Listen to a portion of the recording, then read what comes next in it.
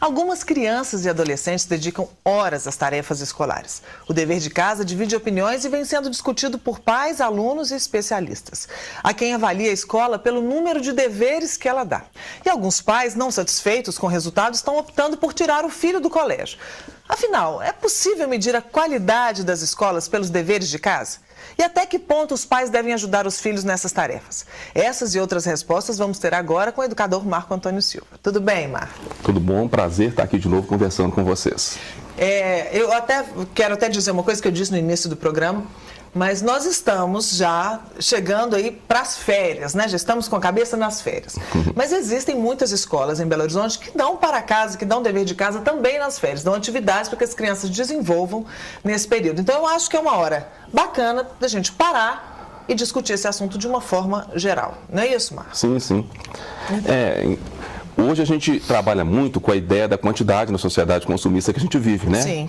E muitas vezes as escolas, por uma pressão de mercado, ou até por uma concepção mesmo, né? De repente acreditam nessa opção da quantidade, acabam acreditando que tem que trabalhar nessa perspectiva. Ou seja, quanto mais deveres são repassados, nem se discute muito às vezes o conteúdo e o formato desses deveres, né? Mas quanto mais deveres são repassados para que as crianças possam fazer em casa, mais tempo essas crianças vão se ocupar com os estudos e muitas vezes criam a imagem de que é uma escola apertada e que está levando a um desenvolvimento intelectual interessante. Marco. Necessariamente não quer dizer que isso aconteça, né, Angélica? Pois é, mas não é importante a criança brincar também? Ela ter tempo para isso? Porque tem dia que para casa é tanto que não tem como brincar, não dá tempo. Sim. Eu acho que a gente pode pensar algumas perspectivas. Aprender, o desenvolvimento intelectual, ele se dá às vezes com exercício de leitura, de escrita, né? Com a resolução de questões matemáticas, né? Então, existe um campo importante, cognitivo, intelectual, que tem que se desenvolver a partir daí. Sim. Agora, esse não é o único caminho para o aprendizado e para o crescimento intelectual de ninguém, nem das crianças, dos adolescentes e nem de nós adultos, né? Às vezes você visitar um bom museu, né? Em Belo Horizonte nós temos muitas opções de museus. Temos. Você ir a uma boa peça de teatro, você assistir a um bom filme, você ver um bom documentário, ler né? um livro. Ler um bom livro. Então existem muitas alternativas, além dessa alternativa, que às vezes ela é muito cansativa, que é importante, mas não é a única. E a gente não pode reduzir a educação muito ou ficar focada excessivamente nesse aspecto, né? O problema que a gente tem hoje é que muitas famílias acreditam que a boa escola é aquela escola apertada e que deixa a criança com muito pouco tempo para o lazer, muito pouco tempo para outros tipos de aprendizados, que são às vezes diferenciados desse aprendizado tradicional que a gente aprendeu em outros tempos na escola, e até pressiona as escolas para que elas trabalhem nessa perspectiva, nessa lógica. Teve uma pesquisa interessante em São Paulo, um condomínio de classe média alta, um prédio muito grande, e aí uma pesquisadora começou a conversar com as mães sobre a vida escolar dos filhos.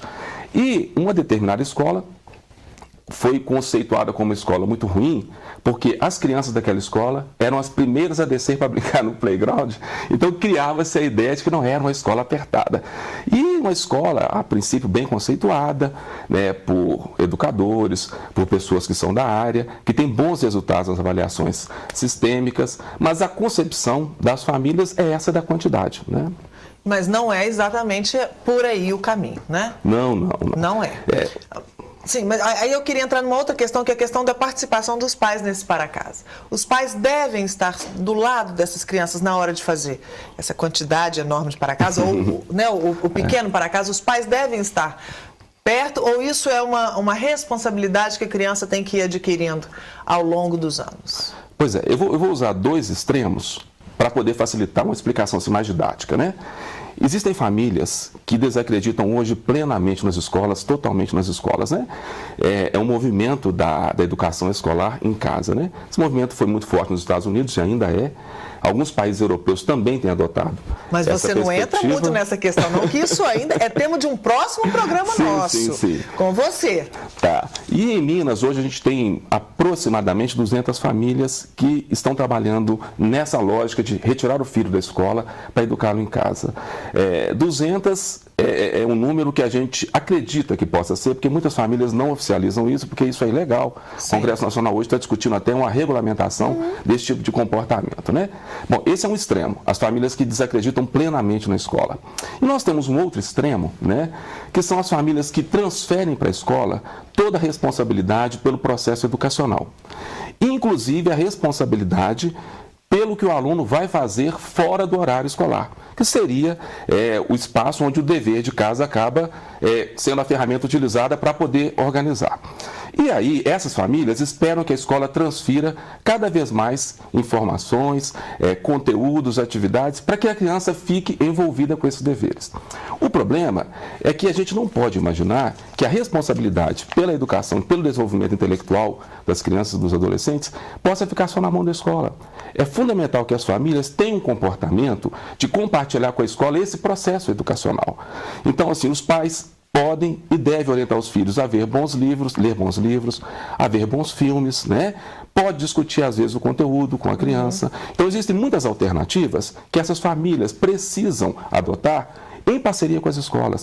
Sim. É claro que é importante que a escola aponte algumas referências para que as crianças possam atuar em casa no horário do dever, mas não pode ficar exclusivamente por conta da escola. Além disso, eu acho que é importante que os pais, desde cedo, aprendam a orientar os filhos a pesquisarem sozinhos, a buscar informações sozinhos, a questionarem aquilo que aprenderam na escola, inclusive. Porque tem alguns pais que fazem o para casa para os filhos. Né? Ah, sim, nós vamos chegar nisso também. Ou seja, é importante que os pais orientem as crianças a começar a construir um pensamento autônomo, a ter uma possibilidade de entender e criticar o mundo que a cerca, independente do que a escola oferece. Né? Mas aquele pai que fala assim, filho, vamos sentar agora, nós vamos fazer, agora é hora para casa. Aí senta os dois lá e fica aquele estresse, né? O pai não tem paciência, ou às vezes até tem, fica lá, mas se o pai não chama para fazer o para casa, o filho não faz. É porque, na verdade, essa criança ainda não está construindo autonomia. Ela depende muito do pai, depende das regras muito impostas em alguns momentos para poder fazer. Agora, é interessante que os pais pensem que, eu acho que o auxílio do pai é importante, sim, né? A família pode e deve estar presente. Entretanto, esse auxílio, ele tem que ser cuidadoso. Tem pais que, na boa vontade de ajudar, acabam fazendo atividade para o filho, né? E não é esse o papel, né? Há uns anos atrás, alguns teóricos chegaram a construir uma proposta chamada de teoria dos andaimes, baseada em Vygotsky, que era um grande psicólogo da aprendizagem. E ele chegava a dizer o seguinte, o bom educador, e aí educador a gente pode entender como professor, ou pai, ou aquele que quer orientar alguém no crescimento intelectual, ele tem que atuar como um andaime na construção. O andaime ele vai facilitando o operário subir cada vez um degrau a mais para poder trabalhar com o andar. Mas ele não determina como vai ser o serviço. Os pais têm que servir de andaime para os filhos. Muitas vezes o filho não entende uma pergunta que está sendo feita em algum para casa, alguma proposta de trabalho. Os pais podem fazer essa pergunta de uma forma diferenciada e não responder. Ou o filho tem dúvida com relação ao conteúdo. Conduzir ao raciocínio, né? Sim, sim. E não dar a resposta. Não dar a resposta. O filho tem dúvida de algum conteúdo, às vezes é mais fácil pegar um livro e mandar procurar. Ou orientar um bom site na internet para que isso seja feito. Ou seja, existem alternativas que levam a criança a construir um raciocínio mais autônomo, mais independente e contribui muito para esse avanço intelectual. Então é importante que os pais façam isso. Agora, cabe uma crítica, né, quer dizer, às escolas em determinadas situações, porque muitos para-casas, nessa lógica da quantidade excessiva, muitos para-casas às vezes não são planejados e são colocados para que a família tenha muito para casa e para que a criança tenha uma ocupação muito grande. Às vezes até a escola contribui. Nós vamos dar muito para casa para a família achar que nossa escola é fantástica. É a pressão do mercado. É o marketing, né? O mercado pressiona, né? E na hora que as escolas às vezes passam deveres que não são muito bem planejados e preparados para crianças na faixa etária para a qual se destinou o dever, muitas vezes esse dever só é feito se o pai tiver uma intervenção direta e não se ele auxiliar a criança. Então tem deveres que muitas vezes são feitos para os pais e não para os filhos, apesar de terem sido feitos originalmente para as crianças, né?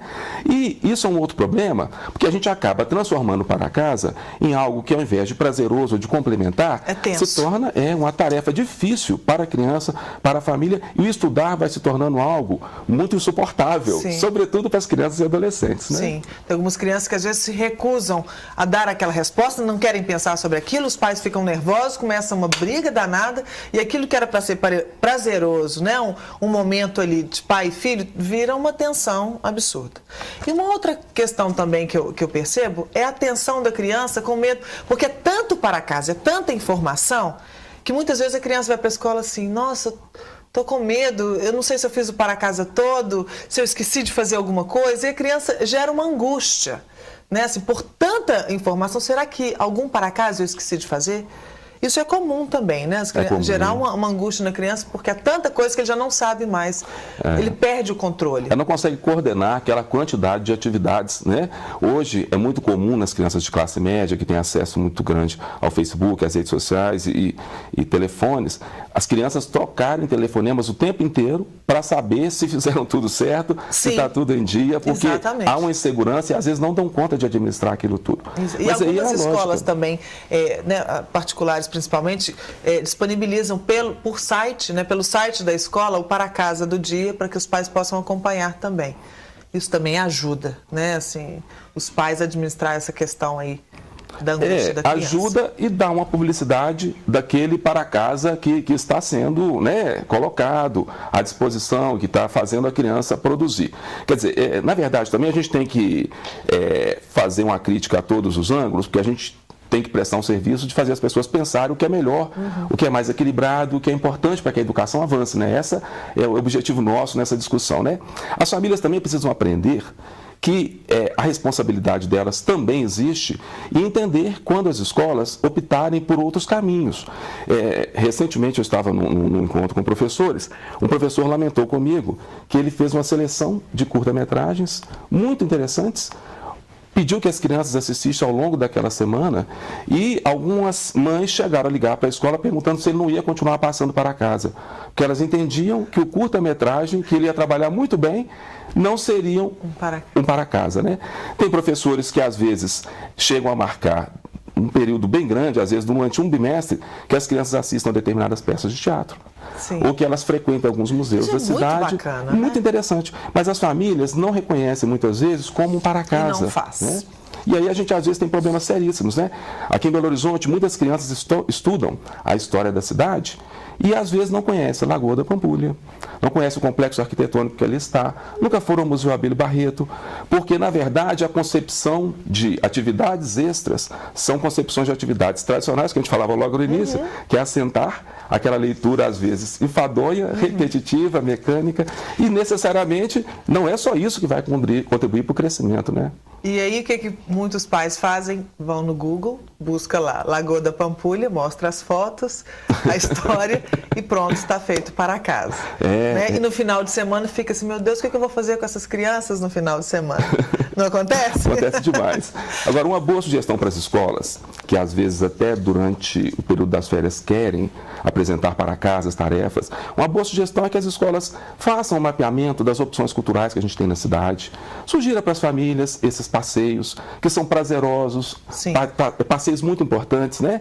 Belo Horizonte hoje não fica a dever a nenhuma grande cidade europeia, com tantas alternativas culturais que a gente tem e que são muito pouco utilizadas pela população. Museu de Artes e Ofícios, o Museu Abílio Barreto, nós temos opções teatrais muito interessantes na cidade, salas de cinemas muito interessantes.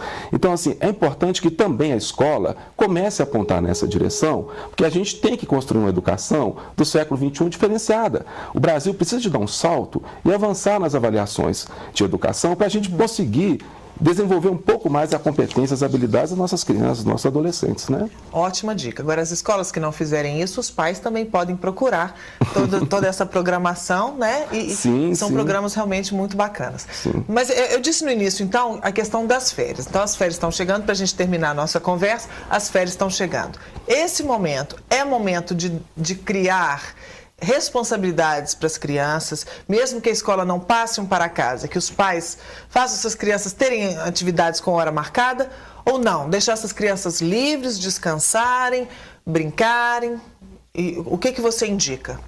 Eu acho que é importante, esses momentos de lazer são fundamentais, né? A gente precisa de alguns momentos não ter responsabilidades com horário, a gente precisa de ter algumas possibilidades de relaxamento até para dar conta dessa rotina estressante que a gente vive hoje. Então acho que é fundamental que as crianças tenham mais liberdade nesse momento, né? O que não quer dizer que nesses momentos de liberdade e de prazer, a gente não possa estar aprendendo. Sim. A sentar e ver um bom filme, isso é altamente prazeroso, Sim. é um aprendizado bacana. Mas não é hora de ir ao ter bom atividades, não é hora de atividade de matemática, de português, aquela atividade de para casa, não é hora Eu disso. acho que não é um bom momento, né? E inclusive se forem atividades que não são atividades que exigem um raciocínio, não exigem um avanço intelectual significativo, eu acho que nem na época de aula é para acontecer. Às vezes, por exemplo, tem pesquisas que mostram que determinados para casas, vamos pegar, às vezes da matemática, o mesmo exercício, a mesma lógica de exercício é repetida 40 ou 50 vezes. Quer dizer, o aluno repete mecanicamente a mesma coisa, não se acrescenta nada a partir do 4º ou 5º exercício, porque ele não está fazendo nada de novo. Então, a atividade inteligente, ela tem que ser pensada para a época de aula e também em outros momentos. Acho que faz parte da vida, né? Atividades hoje que nos levem a pensar, a ir além e a não ficar reproduzindo mecanicamente coisas que as máquinas já fazem por nós há muito tempo, né? Exatamente. Marco Antônio, queria agradecer a sua presença, foi ótimo, mas eu já quero marcar um próximo encontro com você para a gente discutir essa questão dessas famílias que estão tirando os filhos da escola para que elas aprendam em casa. Tá ok. Combinado? Combinado. Muito obrigada, então, pela sua participação. Nós vamos para o intervalo, daqui a pouquinho, uma empregada quase perfeita.